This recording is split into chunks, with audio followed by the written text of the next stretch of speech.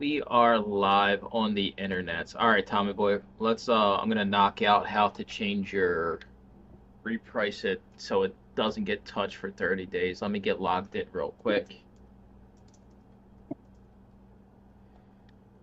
All right, T. Let me share my screen. I don't know if the people will be able to see it, but I don't care as long as Tommy boy can see it.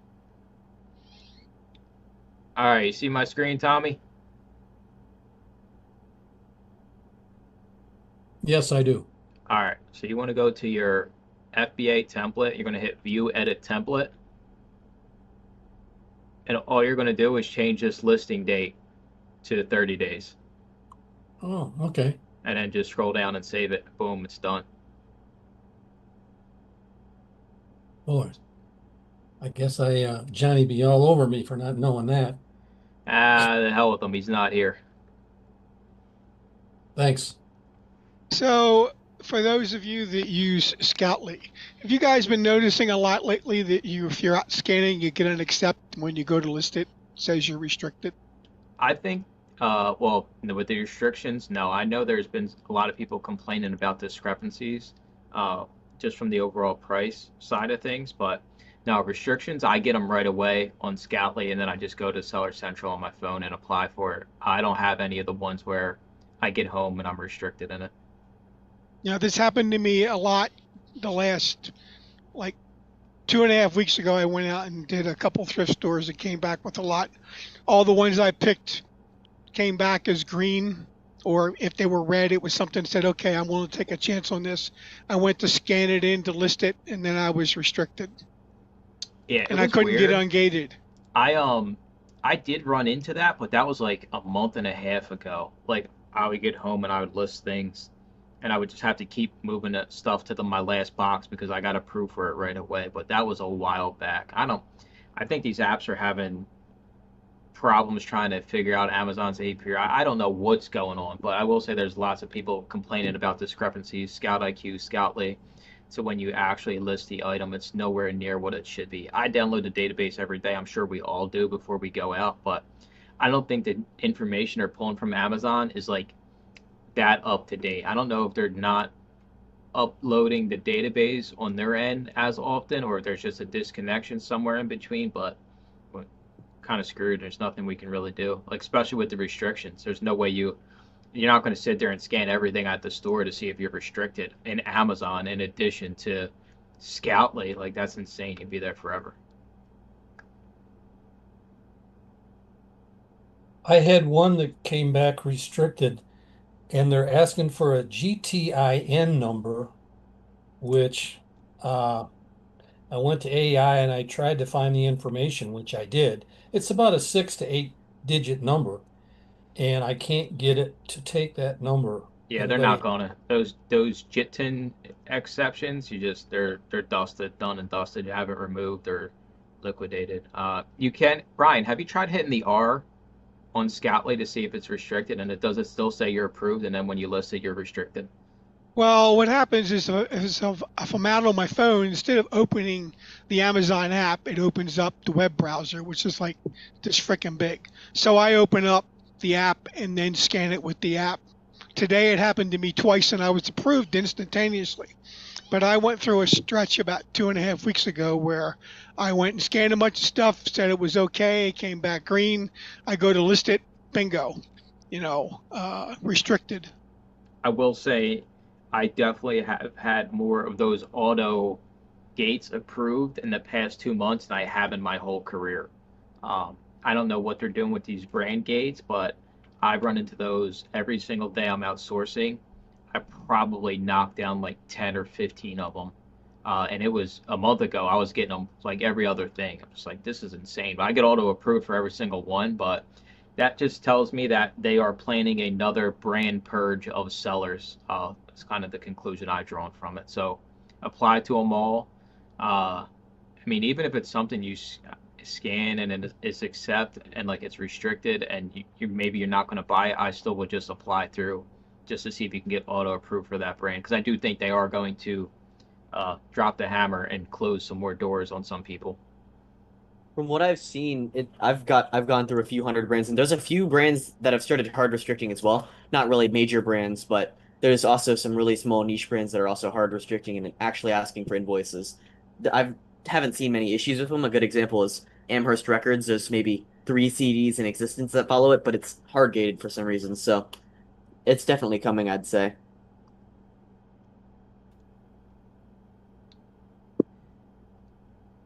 What else we got going on out in the universe? I've been talking about reselling all day with a bunch of these people, so you guys are gonna have to carry me here for my last 51 minutes.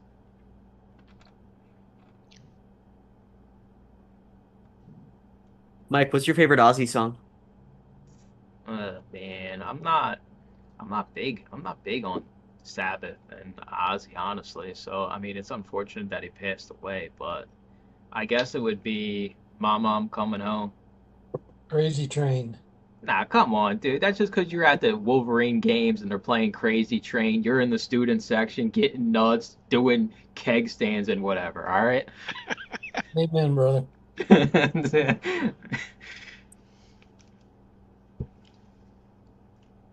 That was that was my heyday back in the day. Black Sabbath.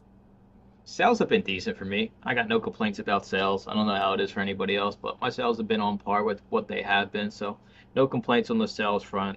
Sending stuff as usual. I got a box out to Johnny this week. I sent a box of duds to my grandmom because she loves John Grisham and Tom Clancy and James Patterson. So I can always fill that stuff up with the extras. That video I made about doing bulk books, I swear by that. I will not do another bulk book pickup, even if it's free, unless it's like a connection that I get every single month and it's quality stuff. Like, I seriously think bulk books, unless you're very new to this and you have a lot of time and not a lot of money, it is absolutely a waste of time unless you have employees in a process, which is about none of us here besides uh fee duh. Or is you find if I say it that way instead of feta? Fee duh. Yeah. Yeah, I actually prefer that you say it like that. All right, fair Fida, enough. fee, fi, fo, fum. Uh, that video came out yesterday, right? Yeah. Yeah, I didn't watch it yet. I saw the title when I got the notification. I was like, okay, let's see what Mike has to I say mean, about if you this. had to do it yourself, would you still do it? If you had no employees? I was doing it myself, and I will say it is too much work for one person. It is too much work for one person. I was slaving away for like 12, 16 hours a day. I was making um, good money, obviously, but it's not worth it. Like, you have to have some type of health or some type of help, because even like if you do it by yourself, something that will take you, let's say, 10 hours, if you have another person, it doesn't just cut it in half. It actually probably cuts it down by like 75%. So something that would take you 10 hours by yourself, having another person will probably take you 2.5 hours. It's just that much. The the the exponential amount that your workload increases or whatever is just it's just so much better having somebody. So by yourself, yeah, you're probably going to be slowing yourself down, breaking your back, and fucking hating your life. But yeah, definitely have an employee if you're doing bulk. I seen a sad Facebook Marketplace post the other day. Somebody in my area, I've never seen them. They do Amazon FBA books, and they were getting out of the book business, and they were trying to sell their accepts, um, like on Facebook Marketplace, and they actually had like sticky notes on each book for like how much profit it was, and they were using the default triggers, right? So I look at the picture, and there's like Tom Clancy book here, and it's like $1.20 profit. I'm just like, man, it saddens me because they never really had a chance, right? Like the chips are stacked against you if you start this business model and you use those default triggers. Like it almost guarantees failure because you're gonna buy a bunch of stuff that's not gonna sell or you're gonna lose money on. I felt sad and I just I can't save them all, but it hurts my soul because I know the opportunity that this business can present to a lot of people financially. But if you don't know, I guess you don't know. Yeah, did you see that? It was on the Go To Lister Facebook group. There was some guy. Hopefully, he's not watching, but he was like, he had like just Max knows what I'm talking about. this guy just had like a fucking whirlwind of a time with his life, and I guess one bad situation led to another, to another, to another. Got lost his Amazon account, and apparently now he's selling. What is it, like 10,000? Yeah, Except no, the story behind it was this guy had an Amazon store, and for some reason his wife went psycho and then deleted every single listing on his store and it got returned back to him. So he has all this debt, and for some reason he got kicked out of Amazon on top of that. But he has this giant stack of books because his wife apparently had his login to his Amazon store and had his two-factor for some reason. I don't know. I don't even know how you get past that, but and he's just sitting on the stack of books and he wants to trade it for a car now. yeah, he's like he has like 10,000 accepts or something, and he's like, I think he told me $5,000 for all of his offer was basically $5,000 or a working car for everything. And then some guy was like, "Oh, here's I'm selling this car, and it's like a $1,500 car."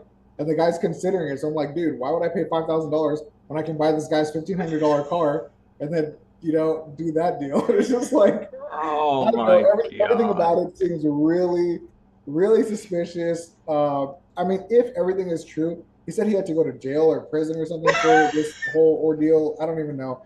It all just sounded crazy. But if it is true, obviously it's terrible for this guy. But yeah, I'm not gonna pay $5,000 for a blind ass buy, and especially like you said, what if he was using the default trigger? So like maybe they're accepts in his mind. Um, yeah, it's just that's crazy. That's too much. There's too many ways to make money to get in and out of these situations anymore. I do think you need money nowadays to start and grow this business in any type of timely manner. But I do think nowadays there's more ways, right? I think about me and Deb talk about this all the time because we both used to work in Macy's and they pay us like 750 an hour, right? And like every 2 weeks you get like 230 bucks after like your check after taxes. And nowadays like everywhere pays like 15 bucks an hour and they pay the same day. I'm like, how nice would that have been when my ass was deadbeat broke that I could go work for the day and then get paid the same day? So it's unfortunate. You know what probably happened? She probably got everything returned, and they probably charged his bank account or card on file, and they couldn't get the money, so they just deactivated his account because they're not going to let you stay activated if you're not paying them the fees. And if it was 10,000 books, I mean, you're probably looking at, the minimum, right? We're going to probably say it's at least 20 grand, if not higher. So like, you ain't gonna have that money sitting in the bank account. So that's probably why he got deactivated. It sucks. Life sucks. Sometimes you get beat up. All you can do is try to prepare for it. You can never be 100% prepared for what life throws at you, but I mean, it is what it is, right? If I lose my Amazon account today, tomorrow, whenever that may be, uh, oh well, I'm out the money, I'm out the books, but like it was a fun run while I had it. At the end of the day, it's not like I'm gonna be, up the creek without a paddle. And that's kind of why you build this business the way we do is so you're profitable, you grow your bank account, so if the day ever does come, then it is what it is. You kind of move on. Imagine how much that guy's mailman hated him. I can't like he's gonna be getting stuff for a while too, because probably all there's probably still shit sitting around. 10,000 packages. Yeah, fine, fine. It's sad when you see other situations, right? And yeah, it is what it is. Most people use default triggers. The number one thing whenever Avery rolls out this scanning app is that we cannot have these trashy default triggers. Right? That's going to be my first demand. If he wants me to get on board with using it and promoting it, like we need a much, much better set of initial default triggers for people because it's I mean, you buy a book for $2 profit. It's not even like it has the built-in buy cost. Like people are losing money. You don't know better, but you see all the greens when you're out at the thrift store and you're brand new and it's exciting. And when I did it, I forget the guys. I copied somebody else's triggers. I've never used the default triggers, even when I was brand new. There was a few guys that were doing books back then. It wasn't Reezy. I forget this guy's name. Uh, but yeah, I copied his triggers, and they're pretty good. I had no complaints. The profit was up, so that's all I was kind of really worried about. And back then, the fees were a lot less. I mean, they haven't changed the default trigger since they launched Scout IQ and Scoutly. I mean, come on, guys. The fees have been like up 10,000% since then. At least we could take that into consideration. Nah, we can't do that. Well, Scout IQ is no longer owned by Caleb, right? He sold out to some blue company, something or other, which is the reason why I ditched it for Scoutly. I got tired of getting annoyed to buy their other products, Yeah. so I just dumped it. But they're Yeah. not even the same company. Different people own that now. Yeah, they got They're three using Scout calls. IQ. They suck. They ruin Inventory Labs. They ruin Scout IQ. I don't give a shit if they're listening to it. And then they got this guy who comes out and says, "This is the new way the buy box is." And then he came out this past week and said, "Ungating on Amazon is going to change forever. Come to my webinar and see how it's done." Get the hell out of here. I'm so over these shameless shills out here in this space. And that's exactly what he is. And for some reason, even though he basically blew smoke up everybody's ass back in March when the buy box thing happened, these people are still commenting like, "Oh my God, dude, this is it. You cracked the code again." And I'm sitting here like, wait a minute, didn't this guy just like completely lie about everything like 4 months ago? Like, as our we must have, short-term memory loss, right? Not for me. I don't mess around with that. You're gonna get the hell out of here with that nonsense. This is gonna change Ungating on Amazon forever. Join my webinar. Yeah, I'll be there. Brian get me all fired up, dude. Well, and I'm still using Turbo Lister. Turbo And Man. it's still working. There are some issues, but they probably do a new release like every 2.5 to 3 weeks, and then that part's fixed. So I have no complaints about it so far. Hey, if it ain't broke, don't fix it. I don't care what software you use. If it works for you and your business, don't change just because Joe Blow, who can kick higher than his head, said you should use XYZ software.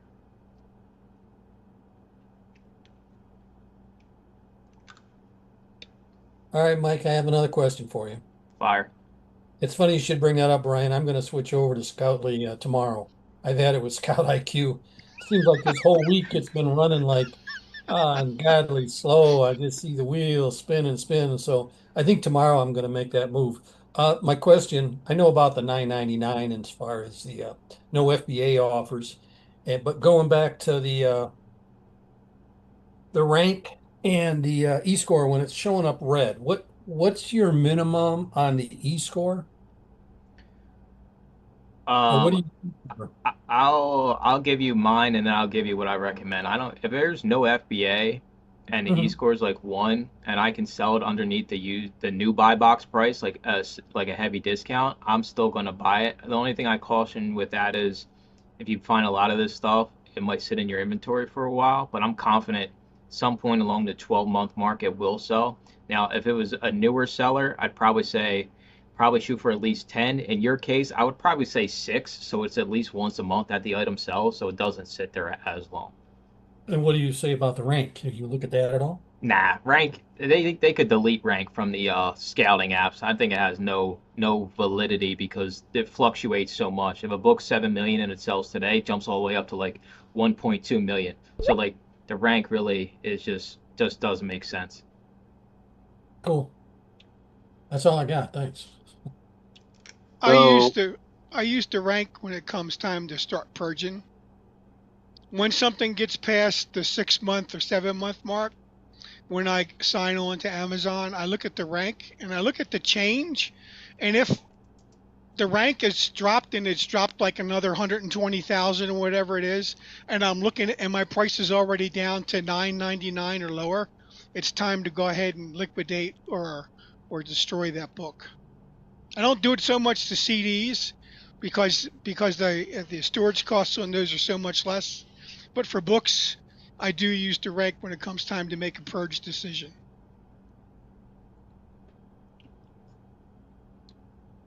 So not really a question, but I'm obviously the new guy here. I don't have a clue what you guys are talking about.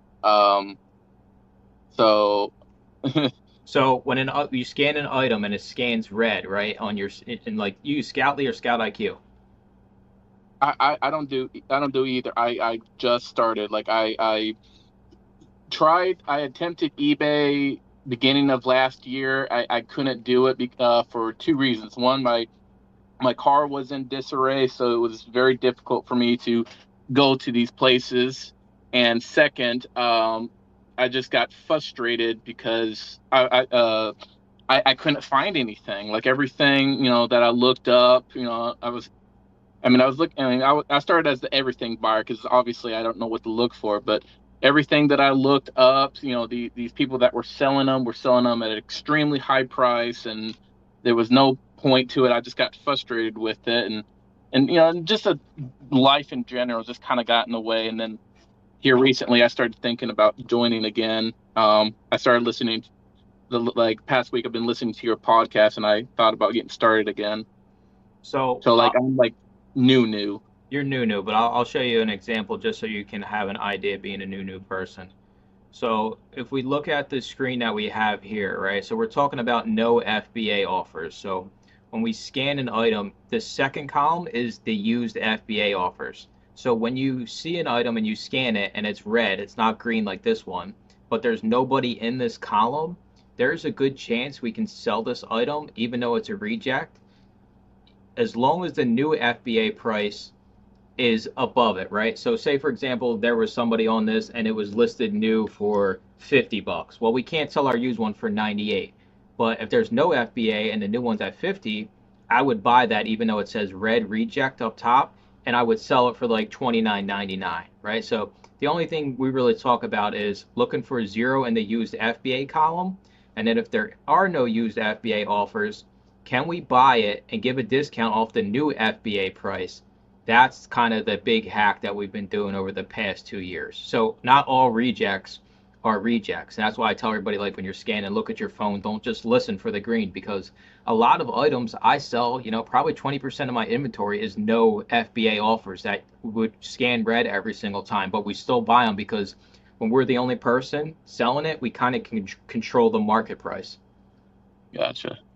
Well, yeah, that doesn't really make a lot of sense to me yet, but I'm still learning. Yeah. So, I mean, for now, just load up the trigger sets that are the ones that we have, and buy the greens, and you'll be a-okay. And then you'll get more better. You'll get more better. Doesn't even make sense. You'll get better at this as you go. I got you. Yeah, I was going to start off with eBay first, but I don't know where to start yet. I sold a couple of things on eBay last year, but that was it. I don't know what I'm doing. Don't waste your time on eBay. Just go straight to Amazon. You'll be the most bestest soon enough. Yeah. You'd be the bestest bester there ever was. I got dozens and dozens of questions, but I'm not going to fill them all up here. I just been trying to watch videos and listen to your podcast and trying to figure out where to start. And like you said on your podcast, some of these YouTubers, you got to take it with a grain of salt, because they only show you like the really good stuff. They don't show you like all the hard work that they put into it, or they don't show you the reality of the situation. So they kind of put stars in your eyes. So it make it sound easier than what it is. But I'm watching all this, and it's mind-boggling how complicated this is. Yeah, it's not as easy as it used to be. Are you into like book CDs, DVDs, or are you just into making money like me? I haven't decided yet. I was kind of worried about that, but I didn't really. I guess it doesn't really matter because I'm going to learn either way. I was going to go more route like games and toys and things like that. That's really the only thing I have any working knowledge of. But like I said, I'm kind of playing this by ear. I don't really know what my niche is going to be, if I even have a niche. Yeah, So I don't think there's anything wrong with it. I was just asking because it's a lot easier to be motivated if it's a niche that interests you, right? Like, it's like if I wanted to start an eBay store selling pantyhose, right? Like, I'm not going to be motivated to list pantyhose, right? So that's the only reason I asked. The guy that I started with, and I even talked to him a little bit, his name is Cha-Ching King on YouTube, and he mostly does what do you call it, like, not antique. What's after antique? It's like it's clothing. Vintage.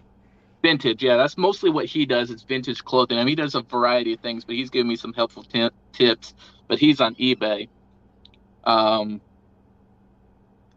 Shit, I forgot what I was gonna say after that. eBay is a different beast than Amazon. I think you can be successful in them both, but like Fita said, it's a much harder hill to climb with eBay. You're going to need a lot more listings. You got to store the stuff at your house versus Amazon. Like even if you decided to do like get into selling new toys on Amazon, right? You ship them to Amazon. You don't keep nothing around the house. Everything goes to them. You don't deal with packing or shipping. So that's kind of why we all wound up in Amazon land, is because it's less intensive overall, and it if you get processes in place, it kind of runs itself. Like I mean, we work I hard, gotcha. but we don't. If we tried to replicate the revenue we have on Amazon and eBay land, right? Like we do, I probably have to have 30,000 eBay listings versus the 4,200 I have on Amazon to generate the same income. Just because everything goes for less on eBay than Amazon.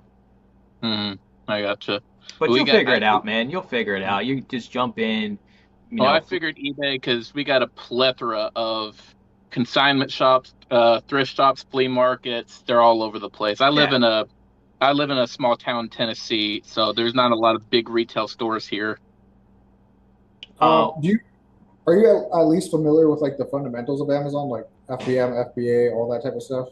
Not a clue. Like I said, I was going to eBay route, so not a clue. But I am writing stuff down as you guys are talking. FBA and what?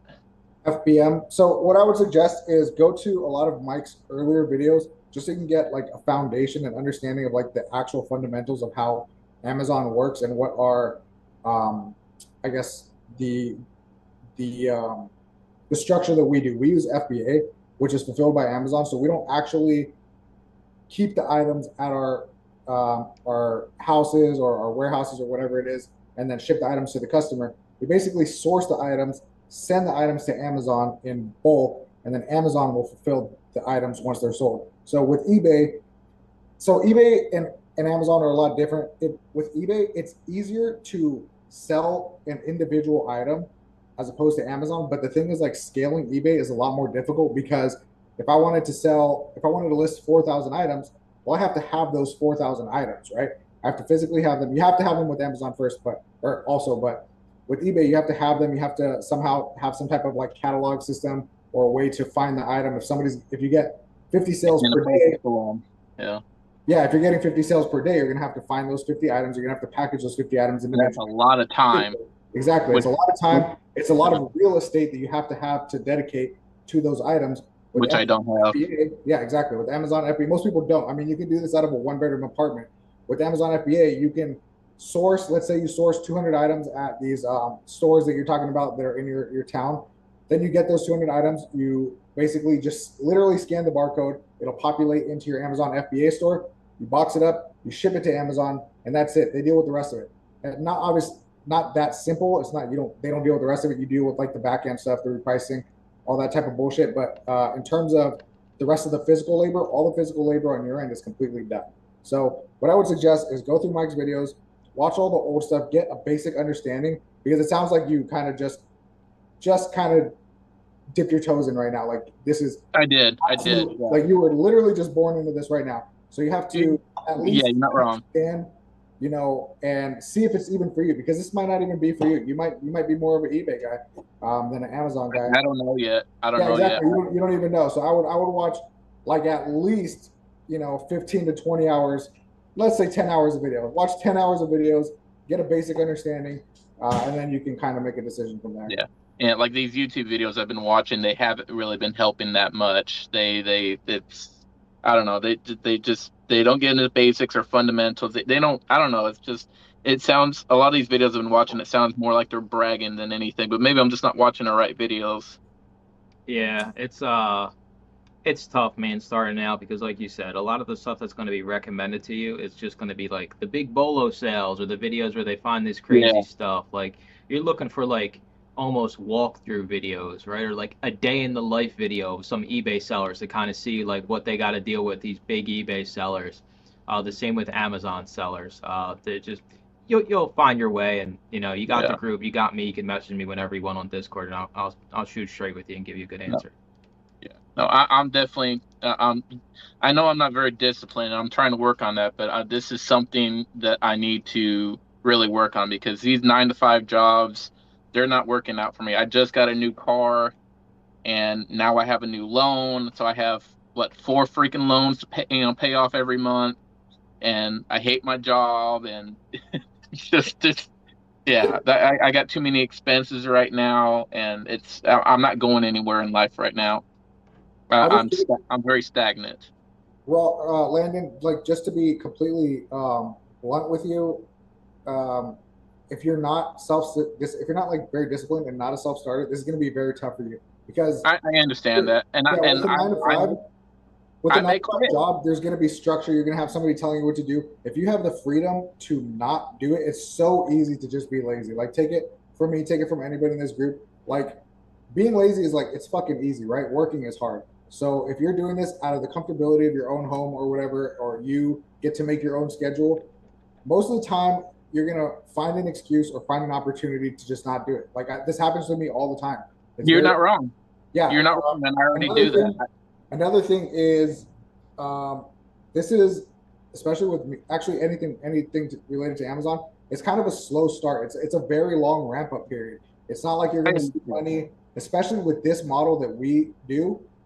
It's going to be a minimum. If you work hard, it's going to be a minimum of 3 months before you even probably break even or see any type of ROI.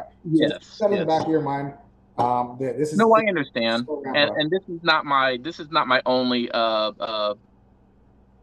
my only source. Like I'm working on trying to get a better job. I'm working on trying to move to Texas. Because there's a job that I'm trying to get in Texas right now. This is just to get me started and see if I can Yeah. make this work. Yeah, no, I understand that this is going to be very difficult. I may quit and come back. Maybe I never come back. I don't know, but I've got to try. I got to do Yep. something Long as you different. give it 100% and you leave it all on the table, that's all I ask. If you give something a real shot, I've done plenty of shit in my life. I tried and I said, all right, this ain't for me, then that's all you can do. But like Fita said, you gotta Amazon, it's long money. eBay, you sell something today, that money at least hits your account in 2 or 3 days. So keep that in the back of your mind as you start reselling again. That Yeah. eBay, you're going to get paid a lot quicker, and Amazon might be something where you keep it in the back burner and grow it slowly because you know you're not going to get anything for a while, and then you got the Yes. eBay money. At least you list something, you sell it, you get the money in your bank account the same week. Yeah. Yeah, that's kind of what I'm working with here. Yeah, 'cause my brother and I have already tried something similar where we go to events and we sell freeze dried candy and such. So that's another thing that it's kind of another source of income. So anyway, I'm sorry I didn't mean to take up that much time. You What guys else are we going to do? do We're your all thing. just Yeah, we sitting don't here got shit doing to talk nothing. about anyways. Well, Yeah. I'm sure somebody else has some more important, relevant questions. I just need to do my homework and just yeah, I need to do my homework before I ask any questions, because all these questions that I have, I can just YouTube it or go on his podcast and watch. So, Yeah, yeah. So You're I would making suggest not necessarily watching the podcast videos right away. They're like a little bit more advanced and like they just talk more about technical stuff. I would suggest watching Mike's other videos where it shows him like firsthand doing stuff, going to the thrift store, scanning, showing you exactly what he got, and then he'll show like the scan of the item on the screen, and then he'll analyze it and say, okay, I got this one because this reason, gotcha. this reason. So I would watch those videos first. There is another the first video I ever watched of book scanning, it was by a guy called Romer. There's only one realistic video that is like that will help you in the early stages from him. But other than that, I would continue to watch Mike's stuff. All right, cool. Thank you Yeah, guys. you gotta watch my interviews with Romer. They're the most accurate ground to earth Most interviews of all boring time. stuff I ever saw in my life. Oh my God, I don't even know why he brought you on. Oh, what else is going on in the wonderful universe?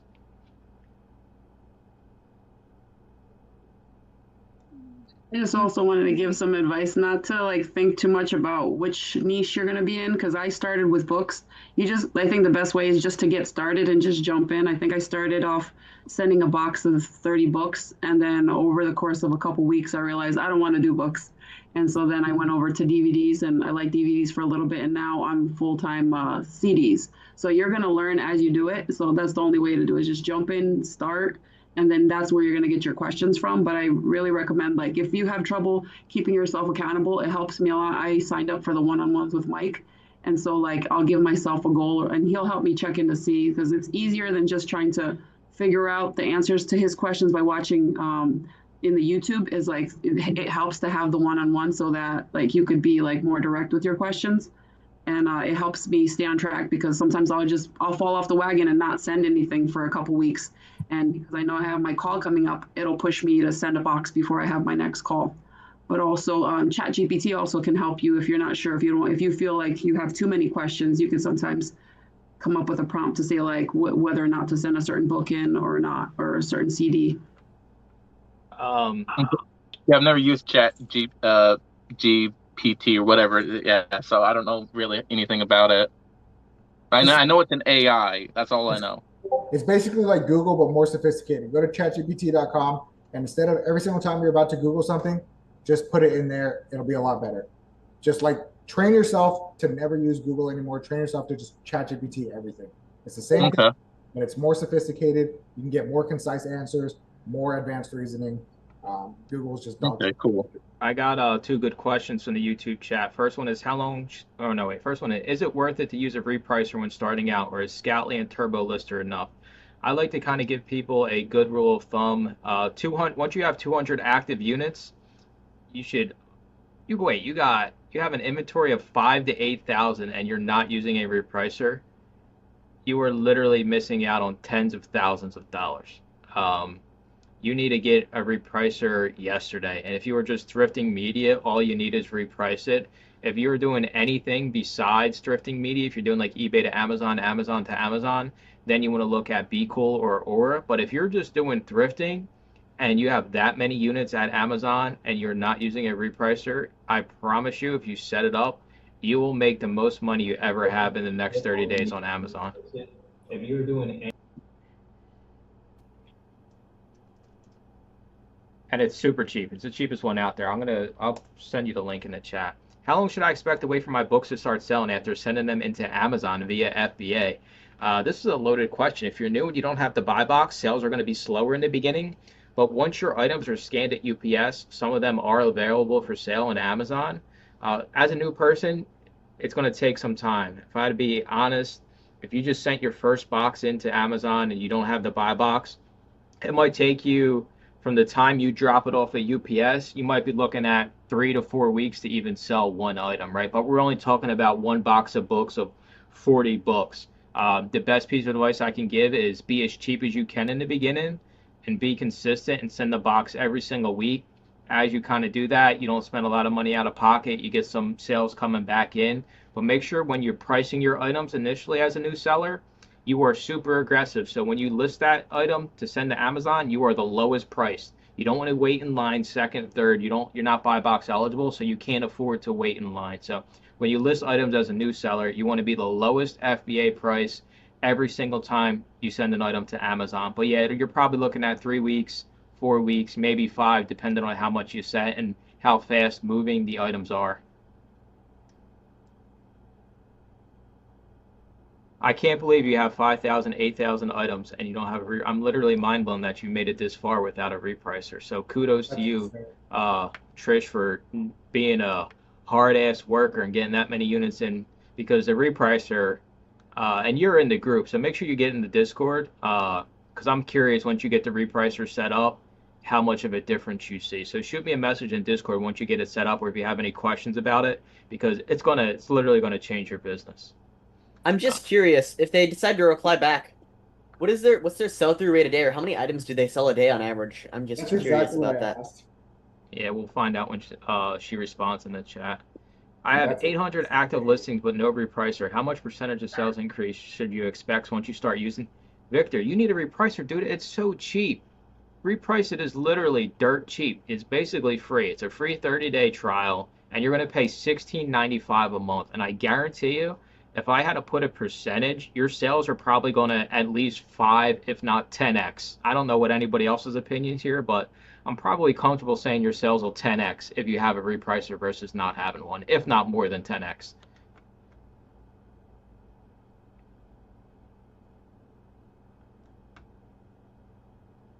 I don't know about 10x, but you'll definitely do well. you'll definitely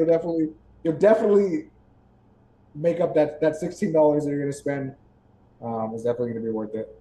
Mike, I have a question for you. For anything outside of the call and YouTube, have you had to like professionally explain to an individual what the buy box is, and how did you do it? Because I explain the buy box to people a lot, and I'm just curious how other people would explain it. I just To say people who might not be familiar with it. when you shop on Amazon, it's the buy now button. That's Okay. all I say. Yeah, that's not too far off. No, I mean, I guess the only caveat to that is you have to click the little use bubble to get the use buy box, but it's literally just the buy now button on Amazon. Victor says, "Wow, double." Yeah, and I think Feed is selling you short. You're definitely make your $17 back, and I literally would have it. I would set up both your cases. You should have Reprice It set up by the end of tonight. Like it's literally the most important thing. Besides actually going and buying the shit to sell it. Like you have to be repricing on Amazon to win, short term and long term, unless you're selling items that are not media.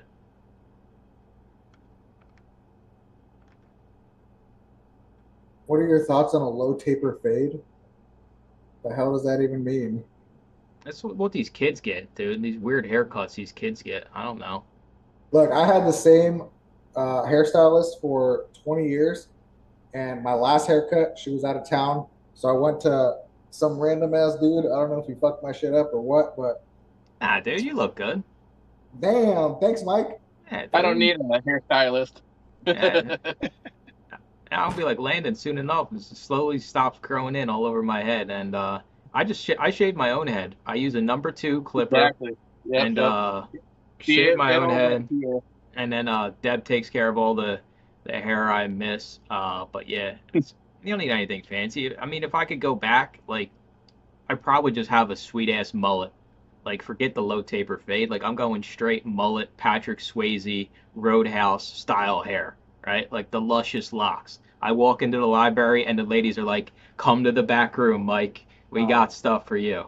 That's beautiful. I need I'm that just saying, dude. I mean, that's the secret to getting backroom access is Patrick Swayze's Roadhouse body. I don't even know what the hell a low taper fade is. Dude, you're a boomer. I don't even know what it is either. Let's see here. Is he saying that I have that or that I need that? I'm looking at pictures right now. How long should I sell books before moving into DVDs and CDs? I would literally get ungated. It's so cheap. I would literally get ungated once you have $80 because it'll cost you probably $40 for each category, and you never know when they're going to stop taking invoices from Christian books because back in me and Tommy Boy's day, you used to have to go through EE Entertainment, and it would cost like $2,000-3,000 to get ungated. But now, if you use Christian books, it'll cost you $40, and having a whole category ungated for that, it's just natural progression. If fees go up again on Amazon, it's going to be harder to source books based on size and weight of items. So I would literally get ungated in CDs and DVDs immediately and get that ball rolling. Just because it's so cheap, it's not like it's going to cost you a lot of money out of pocket.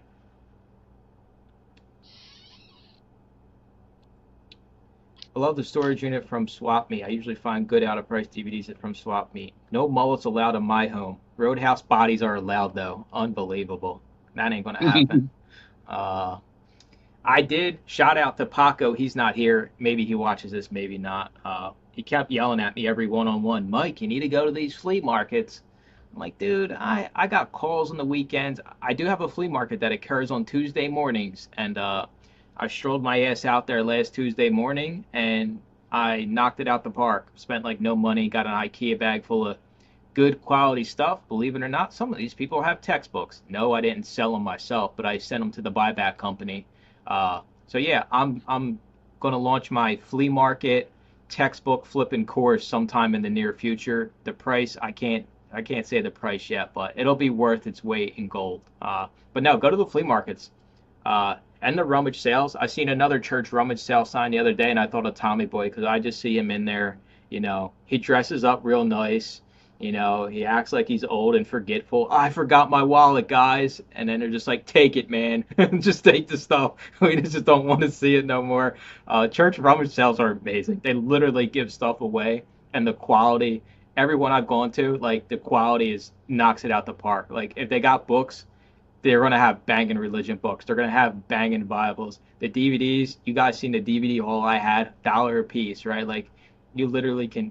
They just want it gone, and there's gonna be no competition because most people aren't going to go to these things. Usually, it's in like smaller local communities, and it's just like they talk about it. You see it on your local billboard or something that this church is having a sale to raise funds for X, Y, and Z. But yeah, church rummage sales, flea markets, two more opportunities besides these shitty thrift stores for you all to go get quality inventory for next to nothing. I went to the flea market so defeated, right?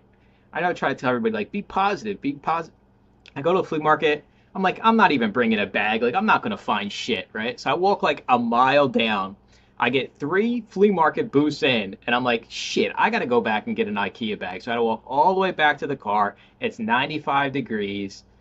So yeah, lesson learned. But I am gonna go start going to them probably every Tuesday, as long as it's not the Tuesday of the month where I have the one-on-ones and this live stream. Yeah, everything was a buck. Everything was a buck. Books, CDs, DVDs. There's a few I paid up like $3 or $5 for some brand new sealed like Macho Man Hulk Hogan DVDs, but I mean those things will sell the second they get in there and like easily triple my money. So yeah, flea markets are good, even on Tuesdays. So uh, don't sleep on the flea markets and make sure you take your bag. Go optimistically, right? It's not like the Goodwill where I don't grab a cart because I'm never going to fill a cart at the Goodwill, but at the flea market, take a bag because maybe you don't find something like to resell, but maybe you find something for yourself, and then you're still going to need the bag anyway. And most of these flea markets, they got those little crappy, like beat up plastic bags. They don't cut it with media, especially when I got a big ass textbook like the second one. I'm like, yeah, I need to rethink my plan here. I have a devious idea. I found a source where I can get counterfeit textbooks. I don't know how, but I've come across this connection, and I'm thinking about coming in contact with my local library, hosting a book sale finder book sale just full of counterfeit textbooks. Yeah, you'll get struck by lightning, and I'll say, yeah, he had it coming. I don't know what could possibly go wrong. It's just if they see if they see the foggy barcode. People, resellers don't care, dude. Let's face Exactly. it. The majority of resellers ain't the brightest people. A bunch of Patrick Stars out there selling media on Amazon. I have a feeling there's plenty of people who find books with barcodes, probably the mass market paper book back books with completely different barcodes from ISBNs, and Oh they'll send yeah. it in for the barcode. Oh, for sure. Guaranteed. It's the problem is we've made it so easy to resell on Amazon with the software, right? Like it's kind of anybody can start this and anybody can go scan stuff and anybody can send stuff in. Although now, right, at least they're a pain in the ass with the new sellers and they're gated in like 95%. So most of them quit when they go to list their first box. Like, this is it. This was a scam. I'm like, wait a minute. Like, you thought Amazon was going to let you sell anything under the sun, your first box? They don't even know who you are. Like, I mean, come on now.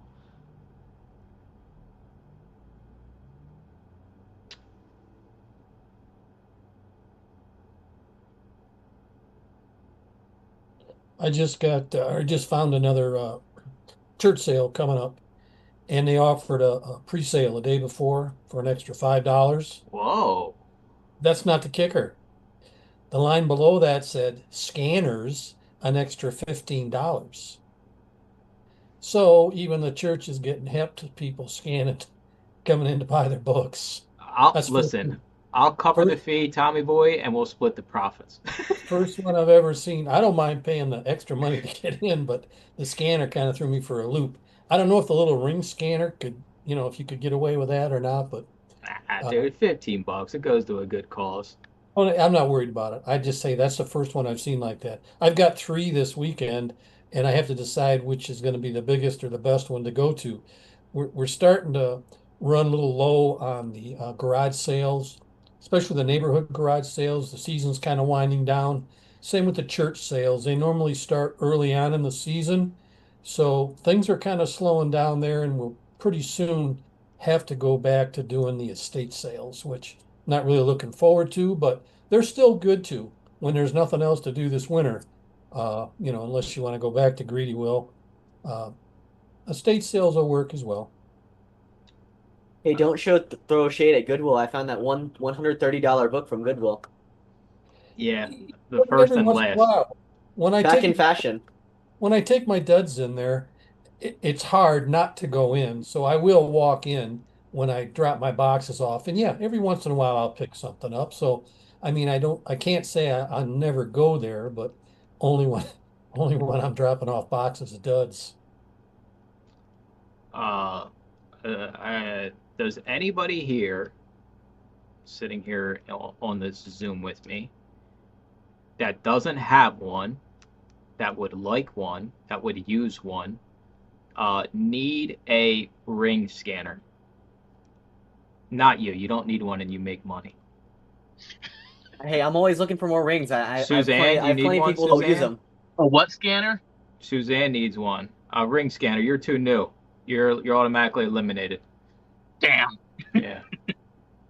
that's fine. Suzanne, are you on Discord? Not yet. Let me see here. Suzanne wants me to have it. No, she doesn't.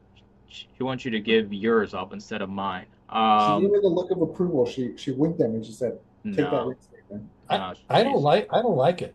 I just got one. I don't like it. It seems they're calling it a mini. Now I don't know if that's the same one you have, Mike, but I really don't like it. I sent you the link of the exact one. All God, it right, sure Suzanne, how can I get a hold of you?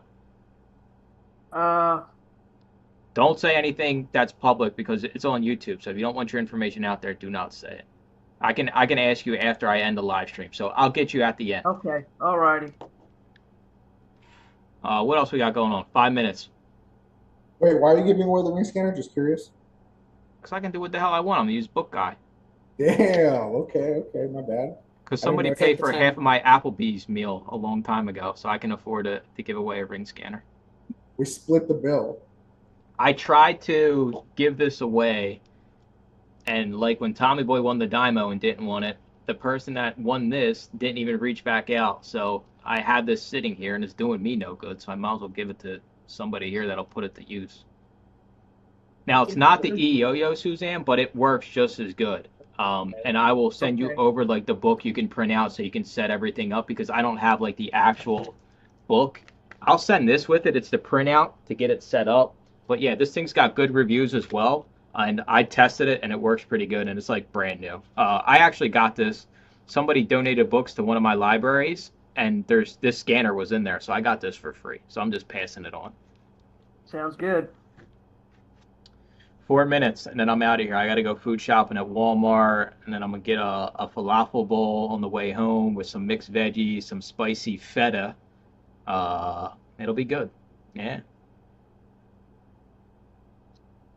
The ring scanner have a continuous scan. I like my nano because I don't have to keep. Mike, what have you been doing with the giveaway stuff? Are you just like throwing it in the incinerator? You're gonna give it to Avery Romer's personal fund, What his do you endowment mean? fund for his engagement that he just got apparently. Well, the Dymo Tommy didn't want, and then I gave it away like in a few weeks after when I missed the call that I was supposed to be on. This scanner I'll just give away. So whenever somebody like I do a giveaway and nobody wins it, I usually just wind up giving it to somebody in the group. Ain't doing me no good. It's just sitting here. I already got an extra scanner for up here, so I might as well get it Actually, this. What FNSQ thermal printers do you guys use for your FNSQs, not just your typical labels? Dymo 4XL because you can buy the cheap Chinese knockoff labels. They cost next to nothing, and you can just swap out your. Tommy Boy's got different ones, but I just swap out this one for the labels when I need to do it. So you just got two spools. You swap it out from the FNSQ to the big one. I Okay. like the Dymo for the small ones, and then I've got a Rolo. I really like that thing for the big labels. I have a Zebra and then I have a Rolo at my office, and I was just curious about it. So, but I really like the Rolo. The Rolo is good. It doesn't have as fine of a print quality compared. I mean, not really much of a difference, but the Rollo has a little bit less of a print quality, but I enjoy it being more accessible overall. You just have to clean those rollers kind of periodically. When it burns the paper, it leaves a lot of residue in there, and sometimes it kind of messes with the barcode. Mhm. But other than that, I really like the roll. With the Dymo, have you all had issues where the barcode sticker gets stuck inside of the printer and then you have to go around and try and fish the whole thing out? Maybe like once out of every 100 changes. I can't use the Rolo because all the cat hair that goes around this apartment, like I'm breathing in cat hair 24/7, so like it gets on the Rolo paper and kind of screws it up. We got a good question. I have roughly 2 to 3 boxes full of textbooks and others that I'm gated in. Is there any way to get ungated without an invoice? Some of these will be hard gated. You will never be able to get ungated. And they're probably going to be the textbooks, so I would just go to Book Scouter and scan them in there and see what they're willing to give you for it. The other ones, hang on to them. If you're a new seller, they will ungate you as you send items and as you sell a few items. So when you start out, you're gated in like 95% of the catalog. You send in what you can, you sell a few, then the gate automatically comes down for more items and more items and more items. It's almost as if they want you to kind of prove yourself a little bit.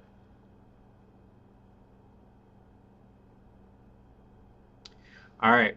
We're going to wrap this live stream up here. I'm going to end the live, but I still will be here with you all so we can get Suzanne her ring scanner. So we appreciate you all hanging out with us in the YouTube realm. As always, comment whatever. I'll respond to them all. Let me end this stream.